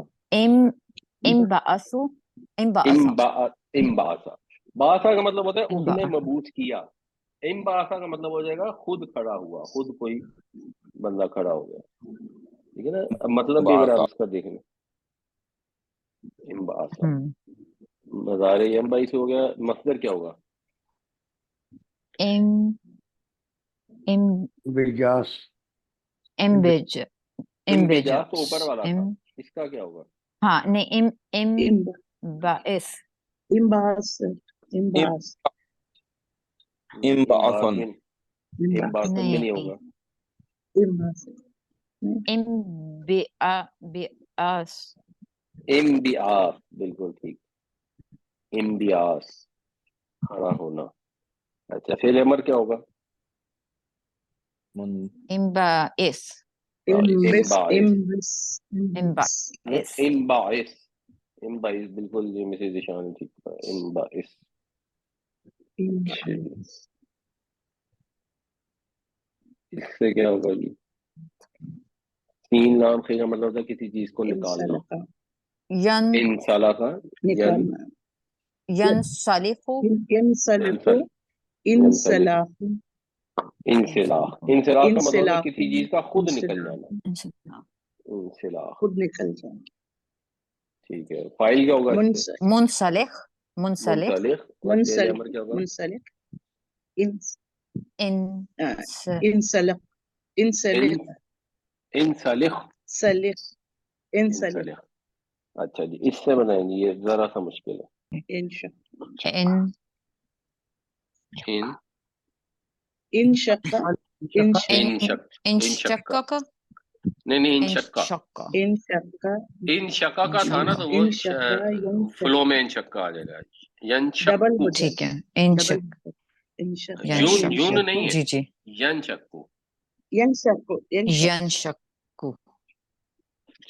انشقاق، انشقاق، انشقاق، بالکل ٹھیک، منشق، منشق، منشق، منشئک، منشق، منشق، اچھا اچھا، اس میں اگر پہلے من اس کا جو وہ کر کے دیکھتے ہیں وہ کیا بنتا ہے؟ وہ بنتا ہے منشقق، मुनशकिकुन, ठीक है ना, जी मुनशकिकुन। मुनशकिकुन। वो जो मुनशकिकुन है ना, वो जब जी आप उसको फ्लो में लाएंगे ना, तो ये काफ और काफ तो जुड़ गया, तो वो बन जाएगा जी मुनशक्कुन। हाँ जी मुनशक्कुन मुनशक्कुन। तो मुनशक्कुन जो है वो होता है इसका फाइल। ये file not file. Sure Quran शरीफ में इस्तेमाल हुआ है कि नहीं हुआ, लेकिन बहरहाल अब आपको थोड़ा आइडिया हो गया कि ये अगर आपको बाब इस्तिआल आता तो अब इनफियाल आसान हो गया। अब अगली दफा जब हम अगली दफा खैर इसकी प्रैक्टिस करेंगे, उससे अगली दफा जब हम बाब इस्तिफाल करेंगे तो वो भी बिल्कुल इसी पैटर्न पे है, और वो भी इंशाअल्लाह इसी तरह आसान होगा, एक दफा बेसिक रूल समझने की। अल्लाह ताला हमें कुरान पढ़ने, समझने, उस पर अमल करने की तौफीक अता फरमाए। आमीन या रब्बल आलमीन।